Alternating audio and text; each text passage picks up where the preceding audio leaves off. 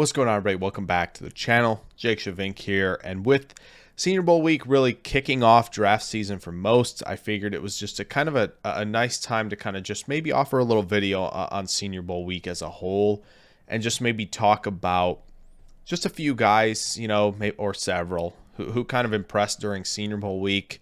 Kind of short and sweet video. We'll kind of talk about, just like I said, several guys that kind of showed out, and I think what a good place to start is just talk about the offensive line. I think that was probably the best position group down there at the Senior Bowl, honestly. I think when you look at what Juwan Jones did in day one, snatching Isaiah Foskey on a rep, obviously just moving dudes and kind of putting them on the ground in the offense, defensive line, run game drills as well, just like a dominant performance through and through for a day, and then kind of just watched on the sideline the rest of the week. Like, understandable, don't want to get hurt. So I think, when you look at what he can do, and I think what you've seen from him on film too, is just the foot speed's better. He looks just more spry, more flexible as kind of a mirror guy and a mover. So that's great news for him, especially for 6'8", 375. Like, his ability to move is going to dictate a lot of things, but like when he's got hands on you, the wingspan, the length is all there. Like it's tough to get around him. And for teams in the back end or even the back half potentially of round one, you look at, the Steelers, you look at Steelers again at pick 32. You look at if the Eagles are looking at, long-term, Lane Johnson, the Chiefs need somebody. Maybe the Saints think Penning is sunk cost and they're done. Like, they just got to move on, right? There's a lot of teams who could potentially take a chance on him in round one.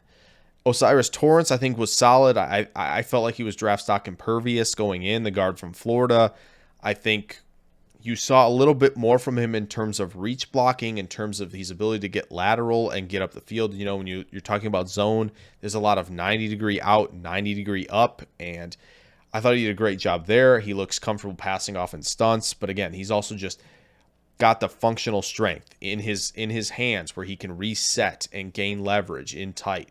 He's got the core strength. He's got the strength in his lower half to anchor and just hunker down when the bull rush is coming to him. And I think he did just a really strong job overall. I don't think there was a lot moving in either direction for him going in or coming out of the week. Like, I figured he would kind of stay where he was. And that's a guy who could be picked, if Buffalo Bills, New York Giants, like somebody will take a chance, I think, on Torrance, probably in the top 40, 45 picks at the latest.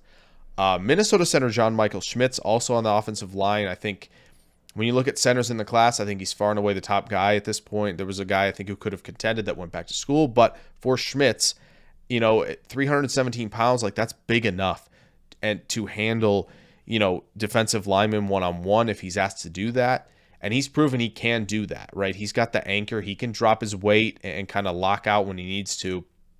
That was huge for him because when people talk about him and you see him on tape and you see the highlights of him, from people who are sharing clips, it's a lot of zone stuff. It's a lot of, second level landmark in the zone. I got this guy, like, pulling. I'm on the move. I'm space blocking. I got to my landmark there too, right? Reach blocking, doing everything that a zone center is asked to do.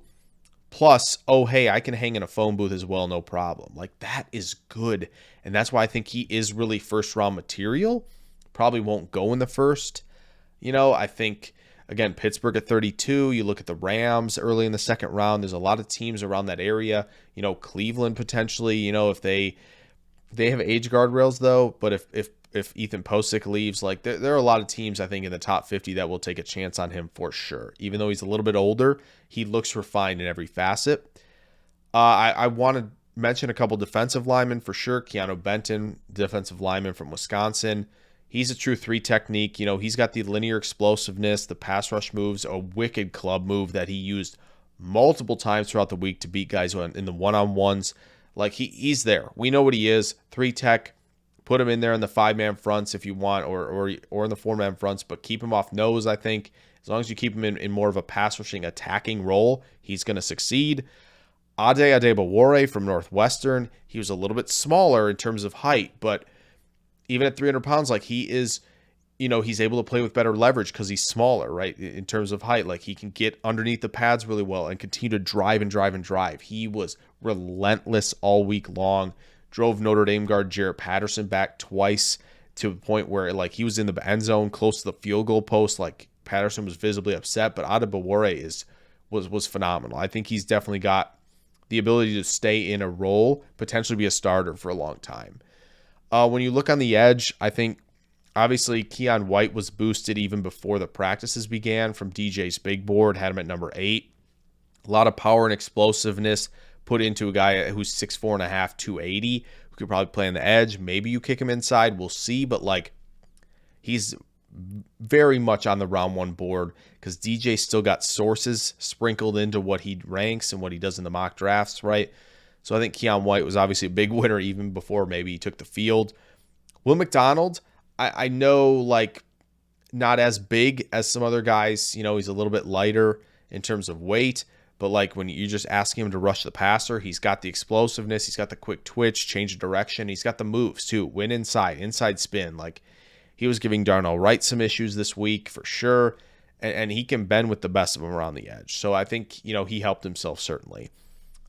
In terms of like other positions, obviously Tyjae Spears from Tulane, want to highlight him quick. Like a lot of explosiveness, ability to sink the hips, change direction on a dime. He's not wasting steps. Like he stays so efficient with cuts, but again, he's going to run away from angles, and like he was clearly the big winner in a week where it's hard to stand out at running back. Speaking of, Rashawn Johnson from Texas, obviously probably the biggest back there, and I think one of the more impressive ones for sure. Showed out in the pass protection drills for running backs and just physical, can run people over, takes 2 or 3 guys to bring him down. Unfortunately, broke his hand. Finished practice, though. Yeah, he's tough as nails. He's going probably top 100. Tight end, I think Luke Musgrave showed that he's got the size and he's got the speed. That's important. He's clocking 20-plus miles per hour on the tracking technology. That's important for sure for him. And then Payne Durham, I think, did really well, actually. I was a little concerned it was just going to be just a guy kind of out there, but like pretty good receiver, pretty good blocker. I don't think he's going to move his stock, mind-numbingly much throughout. Still think he's a day 3 guy, but like potential day 3 guy that can earn a role. Receiver, obviously Tank Dell was impossible to cover, with that speed, with that ability to decelerate and accelerate. Like he's using his speed to his advantage on the vertical plane. He's just a jitterbug in space. Like there's so much that he can do. But again, at 163, you got to be careful there. Jaden Reed, I think, is the true winner if you're talking about the smaller guys with a ton of speed. Like it's clear that he can handle some contact, make tough catches, but he's got the quick twitch, he's got the, efficient route breaks, but also the speed baked in. And I think he did really well. Michael Wilson from Stanford, he's missed 17 games his last 3 years. Health is a big thing. You got to keep checking those health boxes for him, when he gets to the combine, but I thought he did really well. He's a very sudden player at the line of scrimmage with his release, and I think he's a strong route runner. He looks, smooth, but also crisp on the route breaks. And he made some tough catches, and he showed that he's got a little bit of speed to him too. So I think it's harder for bigger dudes who are strong route runners who don't have the extra gear of speed that a Reed or Dell has. But Michael Wilson, I thought, did a really nice job. When you look at quarterback, not really impressed too much there. But I think, at linebacker, Dion Henley from Washington State showed up really well. Looked good in coverage, looked instinctive. I think he was reading a lot of guys' routes.